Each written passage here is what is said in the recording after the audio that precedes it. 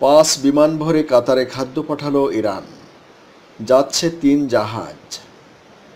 5টি কার্গো বিমান ভরে কাতারে খাদ্য সামগ্রী পাঠিয়েছে ইরান। এসব খাদ্য সামগ্রীর মধ্যে ফল এবং শাকসবজিও রয়েছে। প্রতিটি কার্গোতে প্রায় 90 টন করে খাদ্য সামগ্রী রয়েছে। এছাড়া আজ আরও একটি কার্গো বিমান খাদ্য সামগ্রী নিয়ে কাতারে যাবে বলে জানা গেছে। ইরানের রাষ্ট্রীয় বিমান সংস্থা ইরান এয়ার মুখপাত্র শাহরুখ নুস আবাদি এসব তথ্য জানিয়েছেন। তিনি বলেছেন, কাতারে যতক্ষণ পর্যন্ত চাহিদা থাকবে ততক্ষণ পর্যন্ত খাদ্য সরবরাহ অব্যাহত থাকবে। এর আগে ইরানের তাসনিম বার্তা সংস্থা জানিয়েছে 350 টন খাদ্য সামগ্রী নিয়ে 3টি জাহাজও ইরানি বন্দর থেকে কাতারের উদ্দেশ্যে রওনা হবে।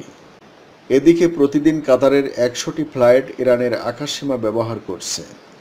এর ফলে ইরানের আকাশে বিমান চলাচল 17 গুণ বেড়ে গেছে।